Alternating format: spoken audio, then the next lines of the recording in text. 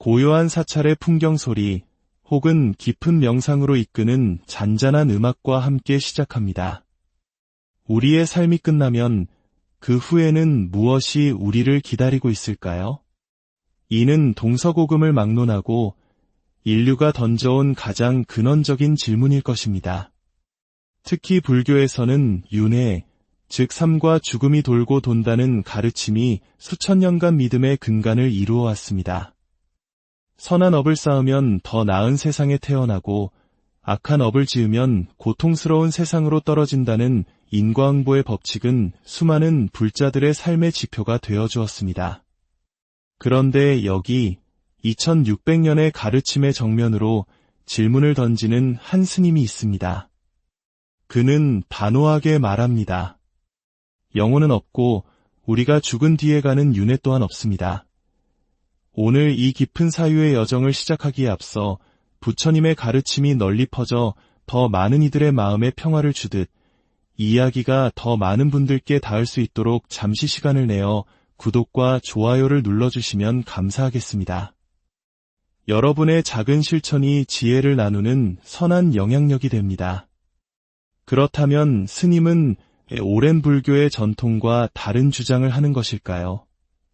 그의 주장에 따르면 진정한 윤회는 죽음 이후가 아닌 바로 지금 이 순간 우리가 살아있는 동안에 일어납니다. 윤회는 생전 윤회입니다. 살아있는 동안 우리의 마음은 끊임없이 윤회합니다. 우리 안에는 지킬 박사와 하이드 씨가 공존하듯 하나의 몸 안에서도 수많은 모습이 나타났다 사라집니다. 짐승과 같은 탐욕을 일으키면 그 순간 축생의 세계를 사는 것이고 마음을 닦아 깨달음의 경지에 이르면 그곳이 바로 극락정토가 되는 것입니다. 내가 발 딛는 곳이 극락이고 내 마음이 닫히면 그곳이 바로 지옥입니다. 호흡이 끊어진 후에 오는 윤회란 명명백백하게 존재하지 않습니다. 이 파격적인 주장은 즉각 다른 스님의 깊은 우려를 자아냅니다. 만약 죽음 이후에 아무런 결과가 없다면 인간은 왜 선하게 살아야 하는가 하는 도덕적 질문에 부딪히기 때문입니다. 스님의 말씀대로라면 수백 명을 해친 극악무도한 살인자나 평생을 수행에 매진한 수행자나 죽으면 모든 것이 똑같이 끝난다는 결론에 이릅니다. 어떤 과보도 받지 않고 모든 것이 소멸한다면 우리가 왜 이 생에서 계율을 지키고 도덕적으로 살며 수행을 해야 할 필요가 있겠습니까? 이는 허무주의에 빠질 위험이 매우 큽니다. 이러한 가르침은 2600년 불교 역사상 유래를 찾기 힘든 주장이며 불자들에게 엄청난 혼란을 야기할 것입니다. 어차피 죽으면 끝인데 그냥 즐겁고 재밌게 살다 가면 그만 아니냐는 생각으로 이어질까 심히 염려스럽습니다. 이에 대해 사후윤회는 없다고 주장하는 스님은 죄의 대가는 죽어서가 아니라 살아생전에 반드시 받는다고 반박합니다. 그는 도스토옙스키의 소설 카라마조프가의 형제들을 예로 들며 죄를 지은 자는 그 죄가 드러나기 전부터 이미 스스로를 벌하는 끔찍한 고통의 시간을 보낸다고 말합니다. 카르마, 즉 업보는 다음 생이 아닌 바로 현생에서 작동한다는 것입니다. 그의 비판은 현대 불교가 처한 현실, 특히 일부 사찰의 상업주의를 향해 더욱 날카로워집니다.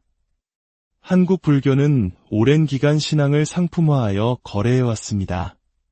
특히 영혼을 가지고 거래하는 영혼팔이를 해왔습니다. 부모님이 돌아가시면 49제 비용으로 수백, 수천만 원을 요구하는 일이 비일비재합니다. 이것은 수행자로서의 본분을 망각한 매우 부적절한 행태입니다. 이제 이런 형이상학적인 관념에만 기대어 신도들을 기만하던 시대는 끝나야 합니다. 그는 자신의 주장을 뒷받침하기 위해 티베트에서의 경험을 이야기합니다. 제가 티베트에 갔을 때 한 고승이 자신의 죽는 날짜를 예언하고 전 세계 언론의 주목을 받는 것을 보았습니다.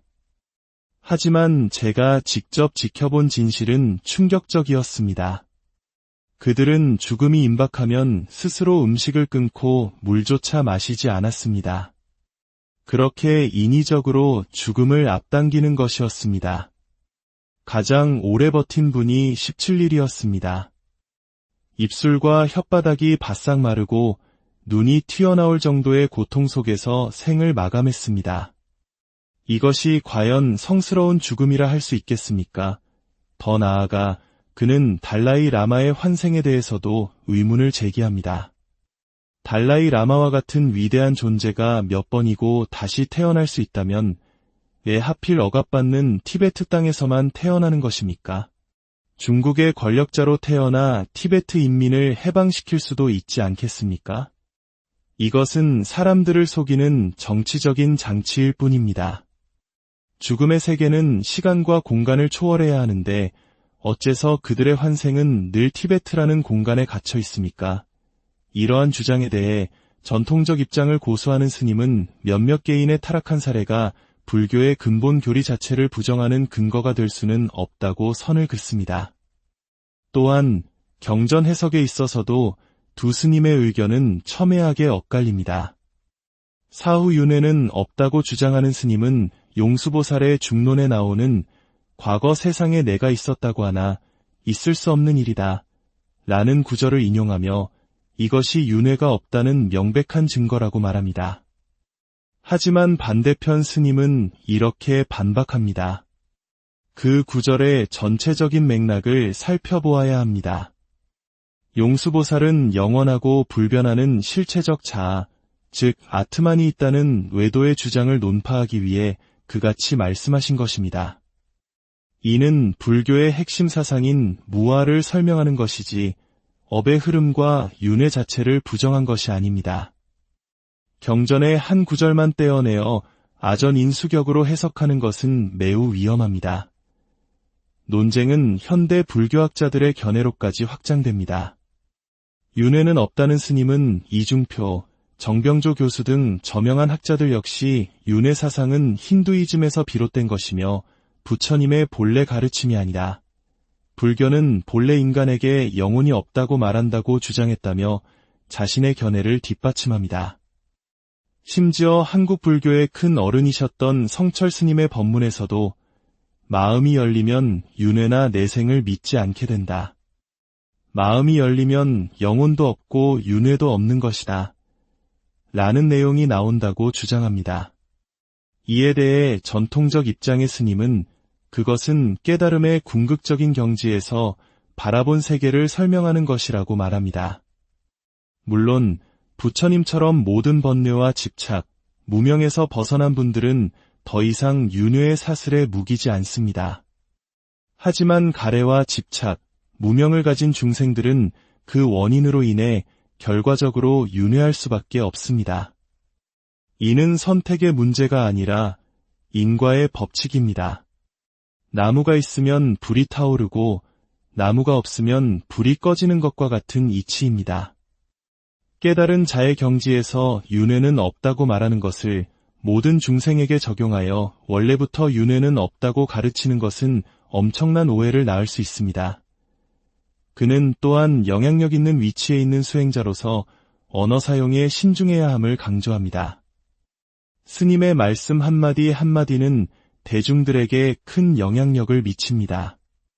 설사 그것이 진실이라 할지라도 받아들일 준비가 되지 않은 사람에게는 큰 충격과 혼란을 줄 수 있습니다. 부처님께서도 상대방의 근기에 맞추어 가르침을 펼치셨듯이 대중과 소통할 때는 지혜로운 방편이 필요하지 않겠습니까? 이 길고 치열한 논쟁의 끝에서 우리는 명확한 하나의 답을 얻지 못할 수도 있습니다. 어쩌면 답을 찾는 것보다 중요한 것은 이 질문을 통해 우리 자신의 삶과 죽음을 깊이 성찰하는 것일지도 모릅니다. 한 스님은 낡고 상업화된 관습을 타파하고 불교를 오늘을 위한 종교, 지금 여기에서의 행복을 위한 가르침으로 바로 세우고자 충격적인 화두를 던졌습니다. 다른 한 스님은 수천 년간 이어져 온 믿음의 근간을 지키고 섣부른 단정이 가져올 혼란으로부터 불자들을 보호하고자 간절한 마음으로 호소했습니다. 결국 이 논쟁은 우리에게 근본적인 질문을 던집니다. 종교의 역할은 사후 세계의 약속에 있는 것일까요? 아니면 지금 이 순간의 삶을 어떻게 살아가야 하는지에 대한 지혜를 주는 데 있는 것일까요? 윤회는 존재하는가, 존재하지 않는가? 그 답은 어쩌면 경전의 구절이나 학자의 해석 넘어 우리 각자의 삶 속에서 스스로 찾아야 할 화두일지도 모릅니다. 오늘 이 이야기가 여러분의 마음에 깊은 울림과 사유의 시간을 선물했기를 바랍니다. 여러분의 삶에 언제나 평화와 지혜가 함께하기를 기원합니다. 고요한 사찰의 풍경 소리 혹은 깊은 명상으로 이끄는 잔잔한 음악과 함께 시작합니다. 우리의 삶이 끝나면 그 후에는 무엇이 우리를 기다리고 있을까요?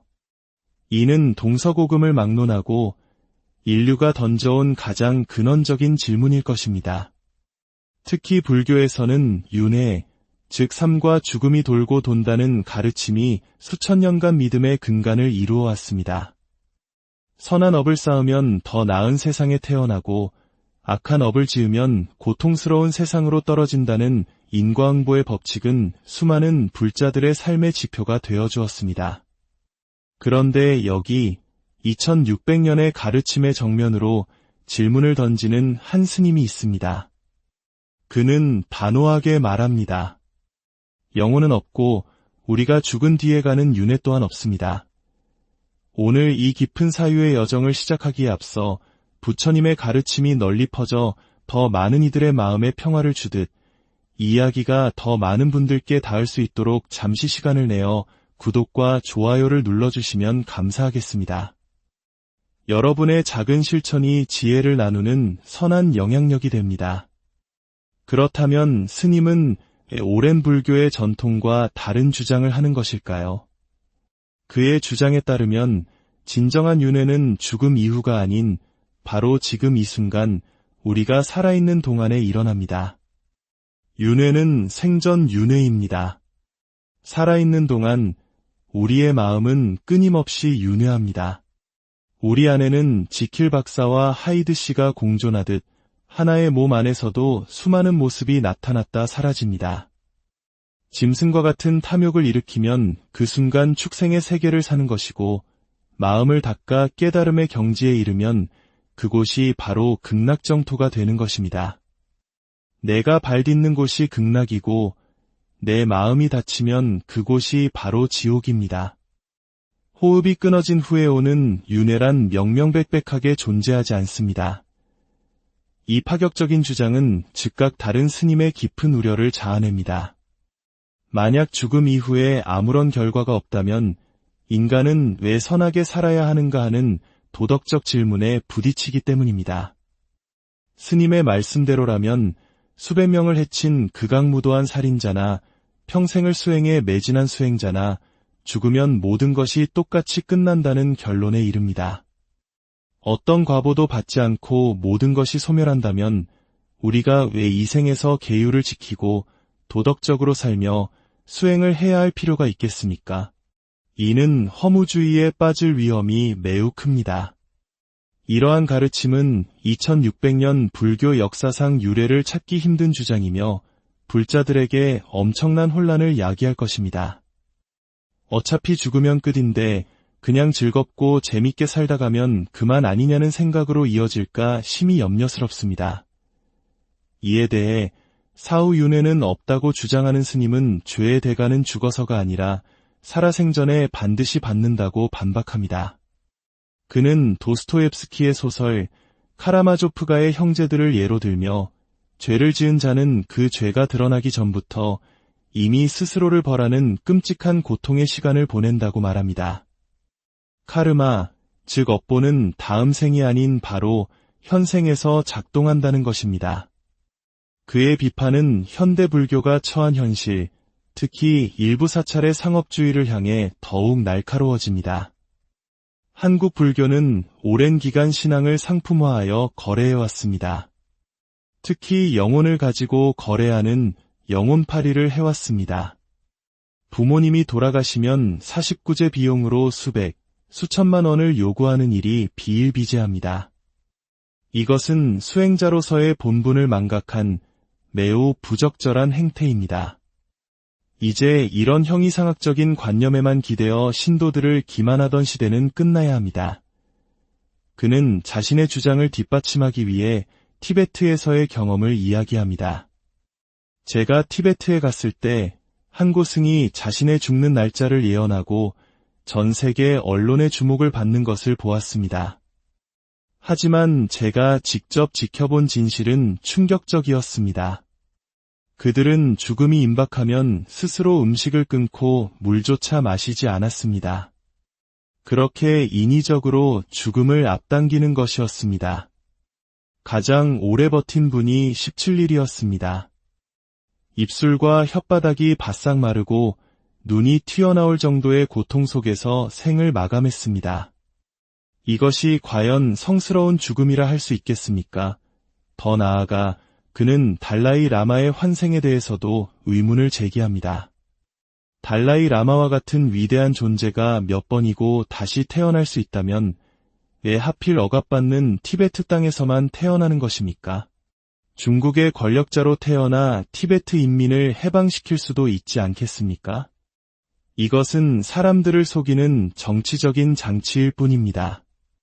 죽음의 세계는 시간과 공간을 초월해야 하는데 어째서 그들의 환생은 늘 티베트라는 공간에 갇혀 있습니까? 이러한 주장에 대해 전통적 입장을 고수하는 스님은 몇몇 개인의 타락한 사례가 불교의 근본 교리 자체를 부정하는 근거가 될 수는 없다고 선을 긋습니다. 또한 경전 해석에 있어서도 두 스님의 의견은 첨예하게 엇갈립니다. 사후 윤회는 없다고 주장하는 스님은 용수보살의 중론에 나오는 과거 세상에 내가 있었다고 하나 있을 수 없는 일이다 라는 구절을 인용하며 이것이 윤회가 없다는 명백한 증거라고 말합니다. 하지만 반대편 스님은 이렇게 반박합니다. 그 구절의 전체적인 맥락을 살펴보아야 합니다. 용수보살은 영원하고 불변하는 실체적 자아, 즉 아트만이 있다는 외도의 주장을 논파하기 위해 그같이 말씀하신 것입니다. 이는 불교의 핵심 사상인 무아를 설명하는 것이지 업의 흐름과 윤회 자체를 부정한 것이 아닙니다. 경전의 한 구절만 떼어내어 아전인수격으로 해석하는 것은 매우 위험합니다. 논쟁은 현대 불교학자들의 견해로까지 확장됩니다. 윤회는 없다는 스님은 이중표, 정병조 교수 등 저명한 학자들 역시 윤회 사상은 힌두이즘에서 비롯된 것이며 부처님의 본래 가르침이 아니라 불교는 본래 인간에게 영혼이 없다고 말한다고 주장했다며 자신의 견해를 뒷받침합니다. 심지어 한국 불교의 큰 어른이셨던 성철 스님의 법문에서도 마음이 열리면 윤회나 내생을 믿지 않게 된다. 마음이 열리면 영혼도 없고 윤회도 없는 것이다. 라는 내용이 나온다고 주장합니다. 이에 대해 전통적 입장의 스님은 그것은 깨달음의 궁극적인 경지에서 바라본 세계를 설명하는 것이라고 말합니다. 물론 부처님처럼 모든 번뇌와 집착, 무명에서 벗어난 분들은 더 이상 윤회의 사슬에 무기지 않습니다. 하지만 가래와 집착, 무명을 가진 중생들은 그 원인으로 인해 결과적으로 윤회할 수밖에 없습니다. 이는 선택의 문제가 아니라 인과의 법칙입니다. 나무가 있으면 불이 타오르고 나무가 없으면 불이 꺼지는 것과 같은 이치입니다. 깨달은 자의 경지에서 윤회는 없다고 말하는 것을 모든 중생에게 적용하여 원래부터 윤회는 없다고 가르치는 것은 엄청난 오해를 낳을 수 있습니다. 그는 또한 영향력 있는 위치에 있는 수행자로서 언어 사용에 신중해야 함을 강조합니다. 스님의 말씀 한마디 한마디는 대중들에게 큰 영향력을 미칩니다. 설사 그것이 진실이라 할지라도 받아들일 준비가 되지 않은 사람에게는 큰 충격과 혼란을 줄 수 있습니다. 부처님께서도 상대방의 근기에 맞추어 가르침을 펼치셨듯이 대중과 소통할 때는 지혜로운 방편이 필요하지 않겠습니까? 이 길고 치열한 논쟁의 끝에서 우리는 명확한 하나의 답을 얻지 못할 수도 있습니다. 어쩌면 답을 찾는 것보다 중요한 것은 이 질문을 통해 우리 자신의 삶과 죽음을 깊이 성찰하는 것일지도 모릅니다. 한 스님은 낡고 상업화된 관습을 타파하고 불교를 오늘을 위한 종교, 지금 여기에서의 행복을 위한 가르침으로 바로 세우고자 충격적인 화두를 던졌습니다. 다른 한 스님은 수천 년간 이어져 온 믿음의 근간을 지키고 섣부른 단정이 가져올 혼란으로부터 불자들을 보호하고자 간절한 마음으로 호소했습니다. 결국 이 논쟁은 우리에게 근본적인 질문을 던집니다. 종교의 역할은 사후 세계의 약속에 있는 것일까요? 아니면 지금 이 순간의 삶을 어떻게 살아가야 하는지에 대한 지혜를 주는 데 있는 것일까요? 윤회는 존재하는가, 존재하지 않는가? 그 답은 어쩌면 경전의 구절이나 학자의 해석 넘어 우리 각자의 삶 속에서 스스로 찾아야 할 화두일지도 모릅니다. 오늘 이 이야기가 여러분의 마음에 깊은 울림과 사유의 시간을 선물했기를 바랍니다. 여러분의 삶에 언제나 평화와 지혜가 함께하기를 기원합니다. 고요한 사찰의 풍경 소리 혹은 깊은 명상으로 이끄는 잔잔한 음악과 함께 시작합니다. 우리의 삶이 끝나면 그 후에는 무엇이 우리를 기다리고 있을까요? 이는 동서고금을 막론하고 인류가 던져온 가장 근원적인 질문일 것입니다. 특히 불교에서는 윤회, 즉 삶과 죽음이 돌고 돈다는 가르침이 수천 년간 믿음의 근간을 이루어 왔습니다. 선한 업을 쌓으면 더 나은 세상에 태어나고 악한 업을 지으면 고통스러운 세상으로 떨어진다는 인과응보의 법칙은 수많은 불자들의 삶의 지표가 되어 주었습니다. 그런데 여기 2600년의 가르침의 정면으로 질문을 던지는 한 스님이 있습니다. 그는 단호하게 말합니다. 영혼은 없고 우리가 죽은 뒤에 가는 윤회 또한 없습니다. 오늘 이 깊은 사유의 여정을 시작하기에 앞서 부처님의 가르침이 널리 퍼져 더 많은 이들의 마음에 평화를 주듯 이야기가 더 많은 분들께 닿을 수 있도록 잠시 시간을 내어 구독과 좋아요를 눌러주시면 감사하겠습니다. 여러분의 작은 실천이 지혜를 나누는 선한 영향력이 됩니다. 그렇다면 스님은 오랜 불교의 전통과 다른 주장을 하는 것일까요? 그의 주장에 따르면 진정한 윤회는 죽음 이후가 아닌 바로 지금 이 순간 우리가 살아있는 동안에 일어납니다. 윤회는 생전 윤회입니다. 살아있는 동안 우리의 마음은 끊임없이 윤회합니다.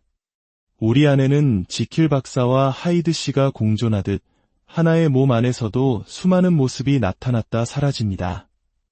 짐승과 같은 탐욕을 일으키면 그 순간 축생의 세계를 사는 것이고 마음을 닦아 깨달음의 경지에 이르면 그곳이 바로 극락정토가 되는 것입니다.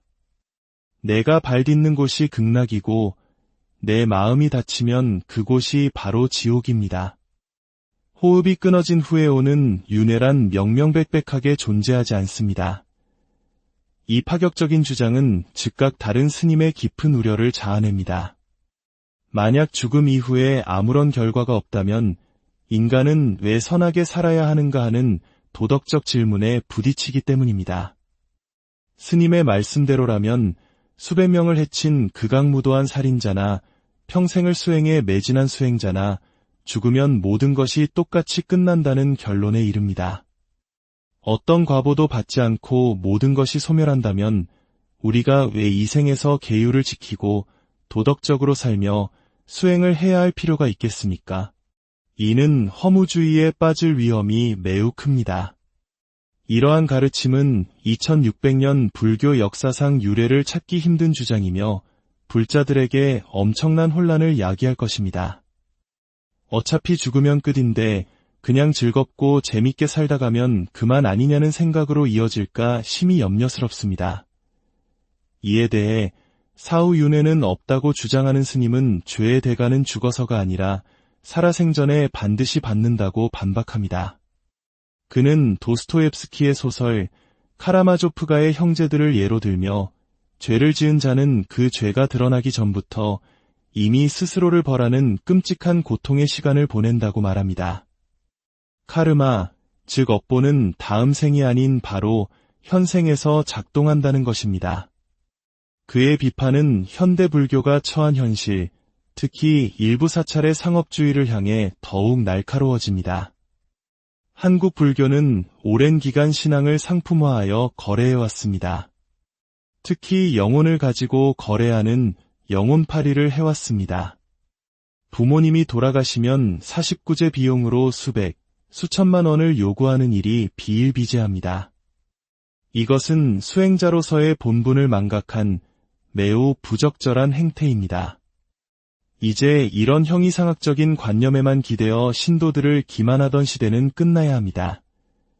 그는 자신의 주장을 뒷받침하기 위해 티베트에서의 경험을 이야기합니다. 제가 티베트에 갔을 때 한 고승이 자신의 죽는 날짜를 예언하고 전 세계 언론의 주목을 받는 것을 보았습니다. 하지만 제가 직접 지켜본 진실은 충격적이었습니다. 그들은 죽음이 임박하면 스스로 음식을 끊고 물조차 마시지 않았습니다. 그렇게 인위적으로 죽음을 앞당기는 것이었습니다. 가장 오래 버틴 분이 17일이었습니다. 입술과 혓바닥이 바싹 마르고 눈이 튀어나올 정도의 고통 속에서 생을 마감했습니다. 이것이 과연 성스러운 죽음이라 할 수 있겠습니까? 더 나아가 그는 달라이 라마의 환생에 대해서도 의문을 제기합니다. 달라이 라마와 같은 위대한 존재가 몇 번이고 다시 태어날 수 있다면 왜 하필 억압받는 티베트 땅에서만 태어나는 것입니까?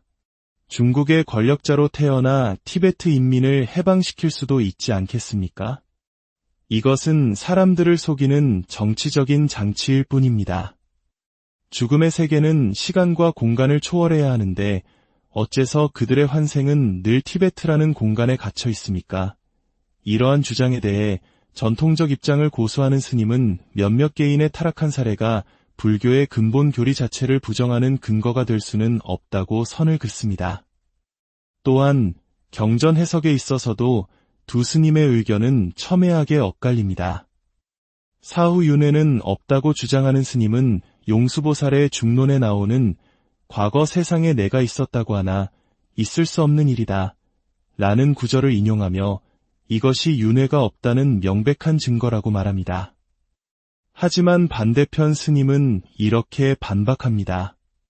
그 구절의 전체적인 맥락을 살펴보아야 합니다. 용수보살은 영원하고 불변하는 실체적 자아, 즉 아트만이 있다는 외도의 주장을 논파하기 위해 그같이 말씀하신 것입니다. 이는 불교의 핵심 사상인 무아를 설명하는 것이지 업의 흐름과 윤회 자체를 부정한 것이 아닙니다. 경전의 한 구절만 떼어내어 아전인수격으로 해석하는 것은 매우 위험합니다. 논쟁은 현대 불교학자들의 견해로까지 확장됩니다. 윤회는 없다는 스님은 이중표, 정병조 교수 등 저명한 학자들 역시 윤회 사상은 힌두이즘에서 비롯된 것이며 부처님의 본래 가르침이 아니라 불교는 본래 인간에게 영혼이 없다고 말한다고 주장했다며 자신의 견해를 뒷받침합니다. 심지어 한국 불교의 큰 어른이셨던 성철 스님의 법문에서도 마음이 열리면 윤회나 내생을 믿지 않게 된다. 마음이 열리면 영혼도 없고 윤회도 없는 것이다. 라는 내용이 나온다고 주장합니다. 이에 대해 전통적 입장의 스님은 그것은 깨달음의 궁극적인 경지에서 바라본 세계를 설명하는 것이라고 말합니다. 물론 부처님처럼 모든 번뇌와 집착, 무명에서 벗어난 분들은 더 이상 윤회의 사슬에 묵이지 않습니다. 하지만 가래와 집착, 무명을 가진 중생들은 그 원인으로 인해 결과적으로 윤회할 수밖에 없습니다. 이는 선택의 문제가 아니라 인과의 법칙입니다. 나무가 있으면 불이 타오르고 나무가 없으면 불이 꺼지는 것과 같은 이치입니다. 깨달은 자의 경지에서 윤회는 없다고 말하는 것을 모든 중생에게 적용하여 원래부터 윤회는 없다고 가르치는 것은 엄청난 오해를 낳을 수 있습니다. 그는 또한 영향력 있는 위치에 있는 수행자로서 언어 사용에 신중해야 함을 강조합니다. 스님의 말씀 한마디 한마디는 대중들에게 큰 영향력을 미칩니다. 설사 그것이 진실이라 할지라도 받아들일 준비가 되지 않은 사람에게는 큰 충격과 혼란을 줄 수 있습니다. 부처님께서도 상대방의 근기에 맞추어 가르침을 펼치셨듯이 대중과 소통할 때는 지혜로운 방편이 필요하지 않겠습니까? 이 길고 치열한 논쟁의 끝에서 우리는 명확한 하나의 답을 얻지 못할 수도 있습니다. 어쩌면 답을 찾는 것보다 중요한 것은 이 질문을 통해 우리 자신의 삶과 죽음을 깊이 성찰하는 것일지도 모릅니다. 한 스님은 낡고 상업화된 관습을 타파하고 불교를 오늘을 위한 종교, 지금 여기에서의 행복을 위한 가르침으로 바로 세우고자 충격적인 화두를 던졌습니다. 다른 한 스님은 수천 년간 이어져 온 믿음의 근간을 지키고 섣부른 단정이 가져올 혼란으로부터 불자들을 보호하고자 간절한 마음으로 호소했습니다. 결국 이 논쟁은 우리에게 근본적인 질문을 던집니다. 종교의 역할은 사후 세계의 약속에 있는 것일까요? 아니면 지금 이 순간의 삶을 어떻게 살아가야 하는지에 대한 지혜를 주는 데 있는 것일까요? 윤회는 존재하는가, 존재하지 않는가? 그 답은 어쩌면 경전의 구절이나 학자의 해석 넘어 우리 각자의 삶 속에서 스스로 찾아야 할 화두일지도 모릅니다. 오늘 이 이야기가 여러분의 마음에 깊은 울림과 사유의 시간을 선물했기를 바랍니다. 여러분의 삶에 언제나 평화와 지혜가 함께하기를 기원합니다. 고요한 사찰의 풍경 소리 혹은 깊은 명상으로 이끄는 잔잔한 음악과 함께 시작합니다. 우리의 삶이 끝나면 그 후에는 무엇이 우리를 기다리고 있을까요? 이는 동서고금을 막론하고 인류가 던져온 가장 근원적인 질문일 것입니다. 특히 불교에서는 윤회, 즉 삶과 죽음이 돌고 돈다는 가르침이 수천 년간 믿음의 근간을 이루어 왔습니다. 선한 업을 쌓으면 더 나은 세상에 태어나고 악한 업을 지으면 고통스러운 세상으로 떨어진다는 인과응보의 법칙은 수많은 불자들의 삶의 지표가 되어 주었습니다. 그런데 여기 2600년의 가르침의 정면으로 질문을 던지는 한 스님이 있습니다. 그는 단호하게 말합니다. 영혼은 없고 우리가 죽은 뒤에 가는 윤회 또한 없습니다. 오늘 이 깊은 사유의 여정을 시작하기에 앞서 부처님의 가르침이 널리 퍼져 더 많은 이들의 마음에 평화를 주듯 이야기가 더 많은 분들께 닿을 수 있도록 잠시 시간을 내어 구독과 좋아요를 눌러주시면 감사하겠습니다. 여러분의 작은 실천이 지혜를 나누는 선한 영향력이 됩니다. 그렇다면 스님은 오랜 불교의 전통과 다른 주장을 하는 것일까요? 그의 주장에 따르면 진정한 윤회는 죽음 이후가 아닌 바로 지금 이 순간 우리가 살아있는 동안에 일어납니다. 윤회는 생전 윤회입니다. 살아있는 동안 우리의 마음은 끊임없이 윤회합니다. 우리 안에는 지킬 박사와 하이드 씨가 공존하듯 하나의 몸 안에서도 수많은 모습이 나타났다 사라집니다.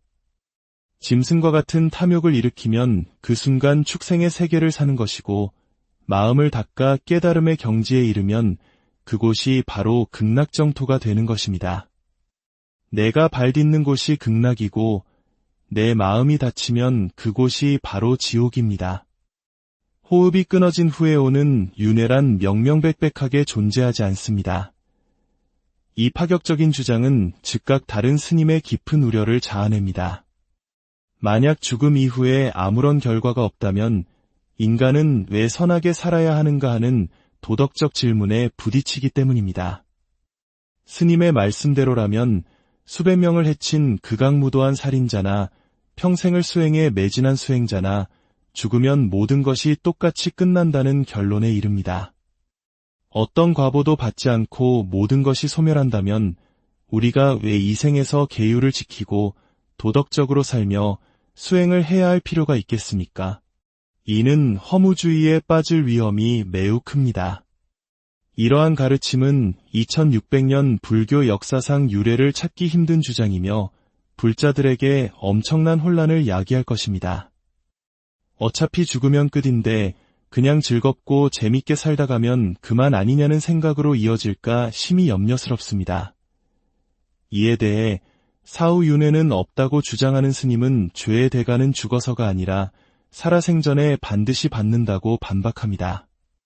그는 도스토옙스키의 소설 카라마조프가의 형제들을 예로 들며 죄를 지은 자는 그 죄가 드러나기 전부터 이미 스스로를 벌하는 끔찍한 고통의 시간을 보낸다고 말합니다. 카르마, 즉 업보는 다음 생이 아닌 바로 현생에서 작동한다는 것입니다. 그의 비판은 현대 불교가 처한 현실, 특히 일부 사찰의 상업주의를 향해 더욱 날카로워집니다. 한국 불교는 오랜 기간 신앙을 상품화하여 거래해왔습니다. 특히 영혼을 가지고 거래하는 영혼팔이를 해왔습니다. 부모님이 돌아가시면 49제 비용으로 수백, 수천만 원을 요구하는 일이 비일비재합니다. 이것은 수행자로서의 본분을 망각한 매우 부적절한 행태입니다. 이제 이런 형이상학적인 관념에만 기대어 신도들을 기만하던 시대는 끝나야 합니다. 그는 자신의 주장을 뒷받침하기 위해 티베트에서의 경험을 이야기합니다. 제가 티베트에 갔을 때 한 고승이 자신의 죽는 날짜를 예언하고 전 세계 언론의 주목을 받는 것을 보았습니다. 하지만 제가 직접 지켜본 진실은 충격적이었습니다. 그들은 죽음이 임박하면 스스로 음식을 끊고 물조차 마시지 않았습니다. 그렇게 인위적으로 죽음을 앞당기는 것이었습니다. 가장 오래 버틴 분이 17일이었습니다. 입술과 혓바닥이 바싹 마르고 눈이 튀어나올 정도의 고통 속에서 생을 마감했습니다. 이것이 과연 성스러운 죽음이라 할 수 있겠습니까? 더 나아가 그는 달라이 라마의 환생에 대해서도 의문을 제기합니다. 달라이 라마와 같은 위대한 존재가 몇 번이고 다시 태어날 수 있다면 왜 하필 억압받는 티베트 땅에서만 태어나는 것입니까? 중국의 권력자로 태어나 티베트 인민을 해방시킬 수도 있지 않겠습니까? 이것은 사람들을 속이는 정치적인 장치일 뿐입니다. 죽음의 세계는 시간과 공간을 초월해야 하는데 어째서 그들의 환생은 늘 티베트라는 공간에 갇혀 있습니까? 이러한 주장에 대해 전통적 입장을 고수하는 스님은 몇몇 개인의 타락한 사례가 불교의 근본 교리 자체를 부정하는 근거가 될 수는 없다고 선을 긋습니다. 또한 경전 해석에 있어서도 두 스님의 의견은 첨예하게 엇갈립니다. 사후윤회는 없다고 주장하는 스님은 용수보살의 중론에 나오는 과거 세상에 내가 있었다고 하나 있을 수 없는 일이다 라는 구절을 인용하며 이것이 윤회가 없다는 명백한 증거라고 말합니다. 하지만 반대편 스님은 이렇게 반박합니다. 그 구절의 전체적인 맥락을 살펴보아야 합니다. 용수보살은 영원하고 불변하는 실체적 자아, 즉 아트만이 있다는 외도의 주장을 논파하기 위해 그같이 말씀하신 것입니다. 이는 불교의 핵심 사상인 무아를 설명하는 것이지 업의 흐름과 윤회 자체를 부정한 것이 아닙니다. 경전의 한 구절만 떼어내어 아전인수격으로 해석하는 것은 매우 위험합니다. 논쟁은 현대 불교학자들의 견해로까지 확장됩니다. 윤회는 없다는 스님은 이중표, 정병조 교수 등 저명한 학자들 역시 윤회 사상은 힌두이즘에서 비롯된 것이며 부처님의 본래 가르침이 아니라 불교는 본래 인간에게 영혼이 없다고 말한다고 주장했다며 자신의 견해를 뒷받침합니다. 심지어 한국 불교의 큰 어른이셨던 성철 스님의 법문에서도 마음이 열리면 윤회나 내생을 믿지 않게 된다. 마음이 열리면 영혼도 없고 윤회도 없는 것이다. 라는 내용이 나온다고 주장합니다. 이에 대해 전통적 입장의 스님은 그것은 깨달음의 궁극적인 경지에서 바라본 세계를 설명하는 것이라고 말합니다. 물론 부처님처럼 모든 번뇌와 집착, 무명에서 벗어난 분들은 더 이상 윤회의 사슬에 묵이지 않습니다. 하지만 가래와 집착, 무명을 가진 중생들은 그 원인으로 인해 결과적으로 윤회할 수밖에 없습니다. 이는 선택의 문제가 아니라 인과의 법칙입니다. 나무가 있으면 불이 타오르고 나무가 없으면 불이 꺼지는 것과 같은 이치입니다. 깨달은 자의 경지에서 윤회는 없다고 말하는 것을 모든 중생에게 적용하여 원래부터 윤회는 없다고 가르치는 것은 엄청난 오해를 낳을 수 있습니다. 그는 또한 영향력 있는 위치에 있는 수행자로서 언어 사용에 신중해야 함을 강조합니다. 스님의 말씀 한마디 한마디는 대중들에게 큰 영향력을 미칩니다. 설사 그것이 진실이라 할지라도 받아들일 준비가 되지 않은 사람에게는 큰 충격과 혼란을 줄 수 있습니다. 부처님께서도 상대방의 근기에 맞추어 가르침을 펼치셨듯이 대중과 소통할 때는 지혜로운 방편이 필요하지 않겠습니까? 이 길고 치열한 논쟁의 끝에서 우리는 명확한 하나의 답을 얻지 못할 수도 있습니다. 어쩌면 답을 찾는 것보다 중요한 것은 이 질문을 통해 우리 자신의 삶과 죽음을 깊이 성찰하는 것일지도 모릅니다. 한 스님은 낡고 상업화된 관습을 타파하고 불교를 오늘을 위한 종교, 지금 여기에서의 행복을 위한 가르침으로 바로 세우고자 충격적인 화두를 던졌습니다. 다른 한 스님은 수천 년간 이어져 온 믿음의 근간을 지키고 섣부른 단정이 가져올 혼란으로부터 불자들을 보호하고자 간절한 마음으로 호소했습니다. 결국 이 논쟁은 우리에게 근본적인 질문을 던집니다. 종교의 역할은 사후 세계의 약속에 있는 것일까요? 아니면 지금 이 순간의 삶을 어떻게 살아가야 하는지에 대한 지혜를 주는 데 있는 것일까요? 윤회는 존재하는가, 존재하지 않는가? 그 답은 어쩌면 경전의 구절이나 학자의 해석 넘어 우리 각자의 삶 속에서 스스로 찾아야 할 화두일지도 모릅니다. 오늘 이 이야기가 여러분의 마음에 깊은 울림과 사유의 시간을 선물했기를 바랍니다.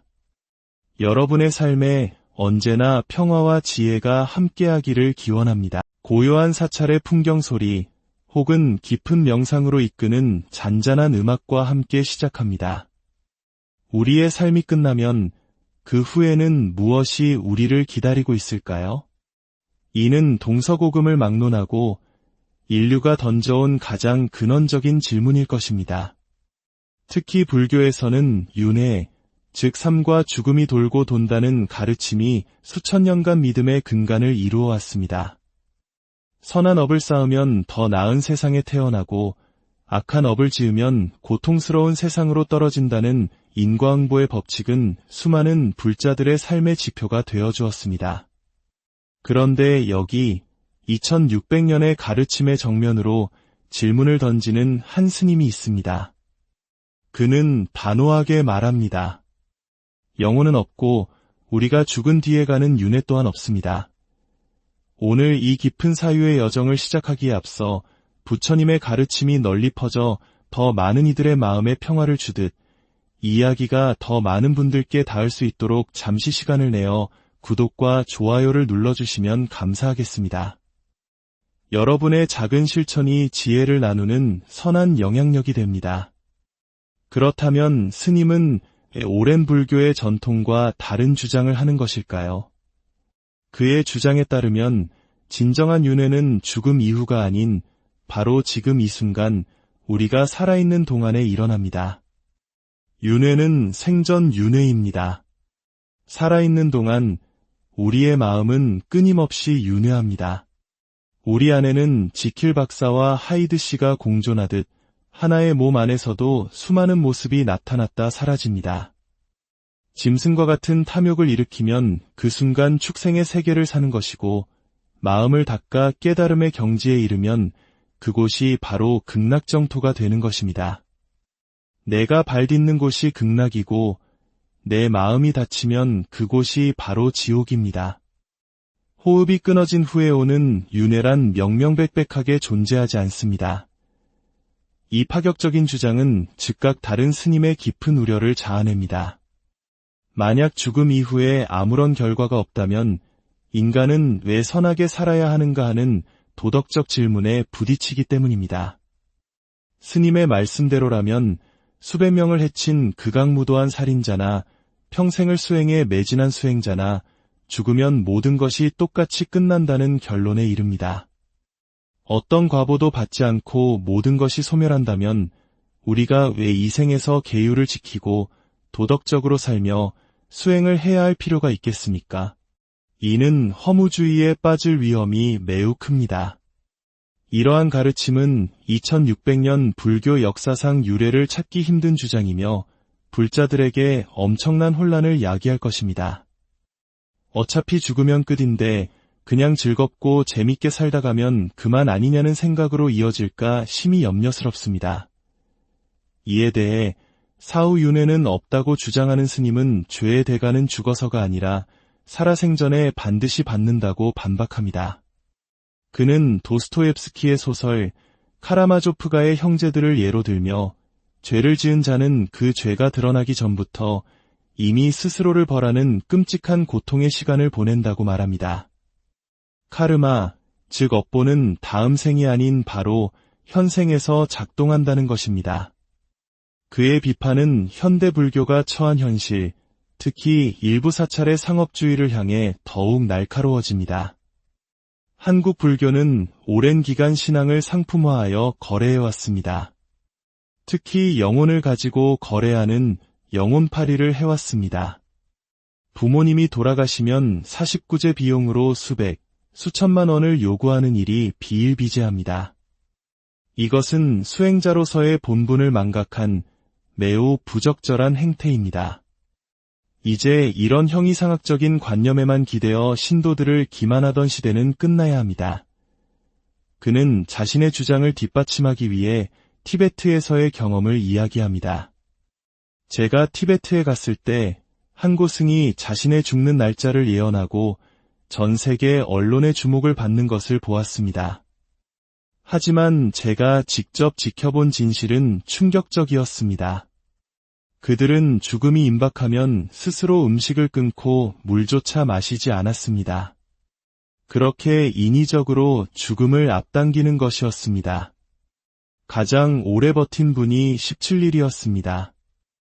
입술과 혓바닥이 바싹 마르고 눈이 튀어나올 정도의 고통 속에서 생을 마감했습니다. 이것이 과연 성스러운 죽음이라 할 수 있겠습니까?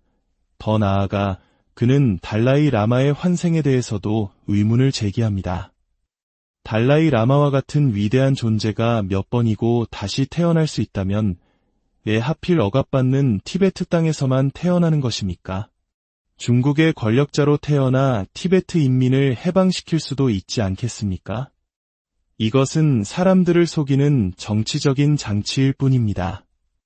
죽음의 세계는 시간과 공간을 초월해야 하는데 어째서 그들의 환생은 늘 티베트라는 공간에 갇혀 있습니까? 이러한 주장에 대해 전통적 입장을 고수하는 스님은 몇몇 개인의 타락한 사례가 불교의 근본 교리 자체를 부정하는 근거가 될 수는 없다고 선을 긋습니다.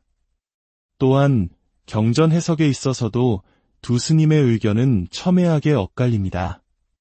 사후윤회는 없다고 주장하는 스님은 용수보살의 중론에 나오는 과거 세상에 내가 있었다고 하나 있을 수 없는 일이다 라는 구절을 인용하며 이것이 윤회가 없다는 명백한 증거라고 말합니다.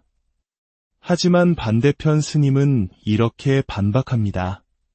그 구절의 전체적인 맥락을 살펴보아야 합니다. 용수보살은 영원하고 불변하는 실체적 자아, 즉 아트만이 있다는 외도의 주장을 논파하기 위해 그같이 말씀하신 것입니다.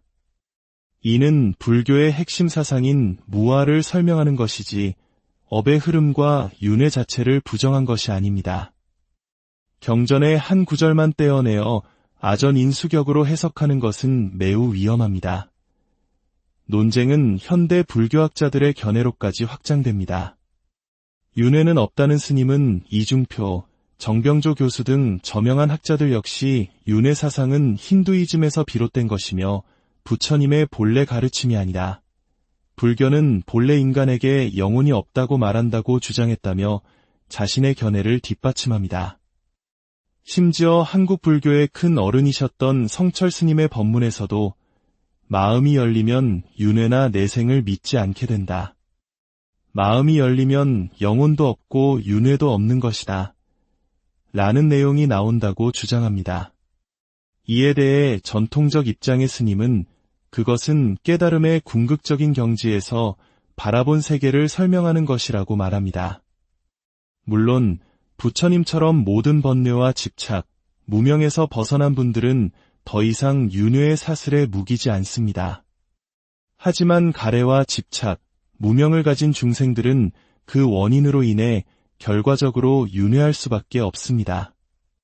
이는 선택의 문제가 아니라 인과의 법칙입니다. 나무가 있으면 불이 타오르고 나무가 없으면 불이 꺼지는 것과 같은 이치입니다. 깨달은 자의 경지에서 윤회는 없다고 말하는 것을 모든 중생에게 적용하여 원래부터 윤회는 없다고 가르치는 것은 엄청난 오해를 낳을 수 있습니다. 그는 또한 영향력 있는 위치에 있는 수행자로서 언어 사용에 신중해야 함을 강조합니다. 스님의 말씀 한마디 한마디는 대중들에게 큰 영향력을 미칩니다. 설사 그것이 진실이라 할지라도 받아들일 준비가 되지 않은 사람에게는 큰 충격과 혼란을 줄 수 있습니다. 부처님께서도 상대방의 근기에 맞추어 가르침을 펼치셨듯이 대중과 소통할 때는 지혜로운 방편이 필요하지 않겠습니까? 이 길고 치열한 논쟁의 끝에서 우리는 명확한 하나의 답을 얻지 못할 수도 있습니다.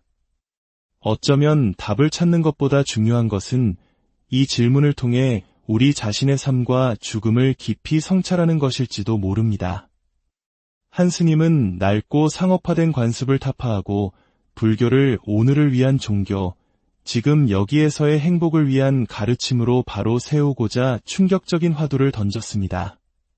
다른 한 스님은 수천 년간 이어져 온 믿음의 근간을 지키고 섣부른 단정이 가져올 혼란으로부터 불자들을 보호하고자 간절한 마음으로 호소했습니다. 결국 이 논쟁은 우리에게 근본적인 질문을 던집니다. 종교의 역할은 사후 세계의 약속에 있는 것일까요? 아니면 지금 이 순간의 삶을 어떻게 살아가야 하는지에 대한 지혜를 주는 데 있는 것일까요? 윤회는 존재하는가, 존재하지 않는가? 그 답은 어쩌면 경전의 구절이나 학자의 해석 넘어 우리 각자의 삶 속에서 스스로 찾아야 할 화두일지도 모릅니다. 오늘 이 이야기가 여러분의 마음에 깊은 울림과 사유의 시간을 선물했기를 바랍니다.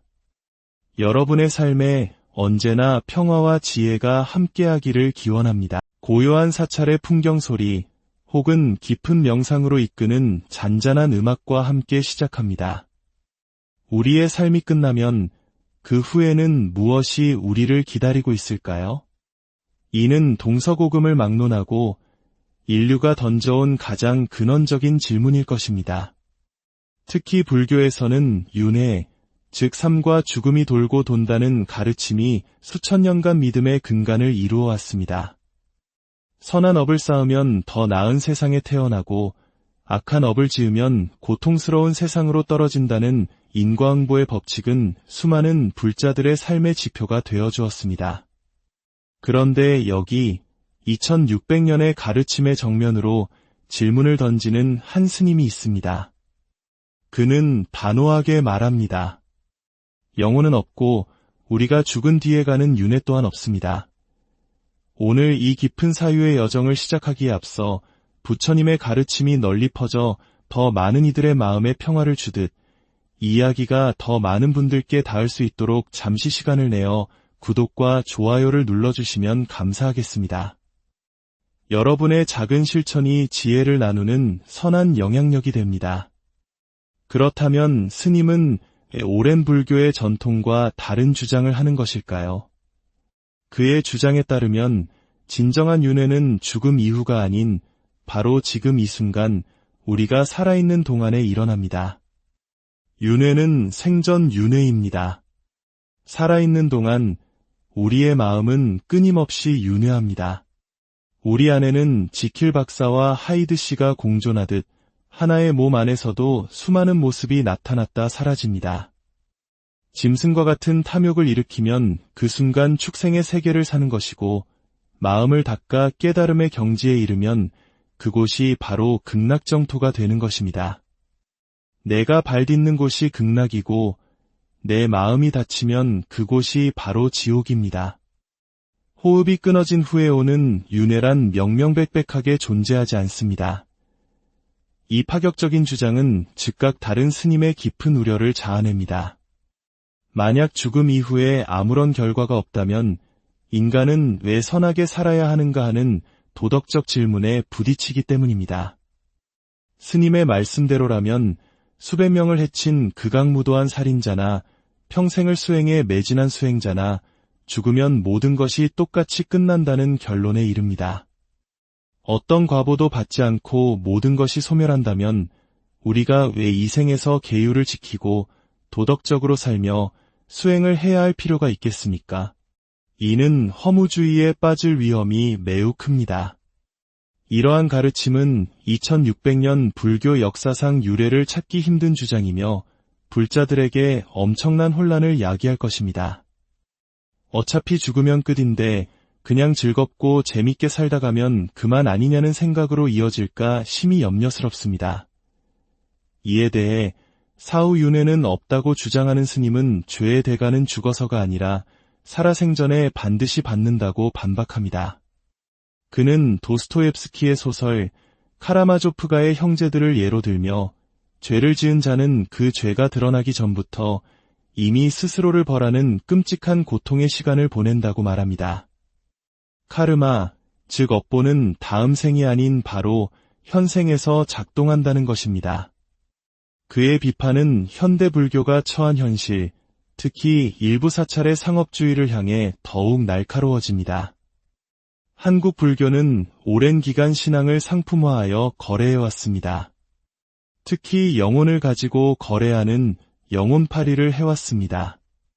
부모님이 돌아가시면 49제 비용으로 수천만 원을 요구하는 일이 비일비재합니다.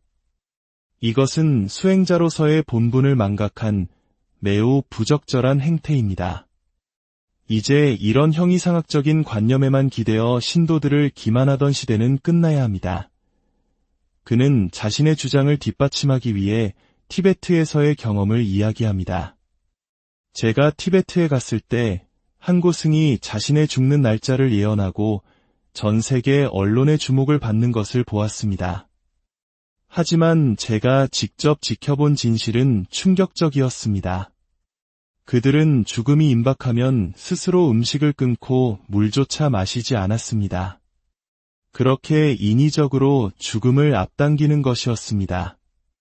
가장 오래 버틴 분이 17일이었습니다. 입술과 혓바닥이 바싹 마르고 눈이 튀어나올 정도의 고통 속에서 생을 마감했습니다. 이것이 과연 성스러운 죽음이라 할 수 있겠습니까? 더 나아가 그는 달라이 라마의 환생에 대해서도 의문을 제기합니다. 달라이 라마와 같은 위대한 존재가 몇 번이고 다시 태어날 수 있다면 왜 하필 억압받는 티베트 땅에서만 태어나는 것입니까? 중국의 권력자로 태어나 티베트 인민을 해방시킬 수도 있지 않겠습니까? 이것은 사람들을 속이는 정치적인 장치일 뿐입니다. 죽음의 세계는 시간과 공간을 초월해야 하는데 어째서 그들의 환생은 늘 티베트라는 공간에 갇혀 있습니까? 이러한 주장에 대해 전통적 입장을 고수하는 스님은 몇몇 개인의 타락한 사례가 불교의 근본 교리 자체를 부정하는 근거가 될 수는 없다고 선을 긋습니다. 또한 경전 해석에 있어서도 두 스님의 의견은 첨예하게 엇갈립니다. 사후윤회는 없다고 주장하는 스님은 용수보살의 중론에 나오는 과거 세상에 내가 있었다고 하나 있을 수 없는 일이다 라는 구절을 인용하며 이것이 윤회가 없다는 명백한 증거라고 말합니다. 하지만 반대편 스님은 이렇게 반박합니다. 그 구절의 전체적인 맥락을 살펴보아야 합니다. 용수보살은 영원하고 불변하는 실체적 자아, 즉 아트만이 있다는 외도의 주장을 논파하기 위해 그같이 말씀하신 것입니다. 이는 불교의 핵심 사상인 무아를 설명하는 것이지 업의 흐름과 윤회 자체를 부정한 것이 아닙니다.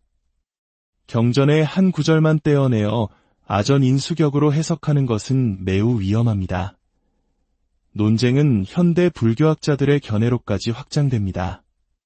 윤회는 없다는 스님은 이중표, 정병조 교수 등 저명한 학자들 역시 윤회 사상은 힌두이즘에서 비롯된 것이며 부처님의 본래 가르침이 아니라 불교는 본래 인간에게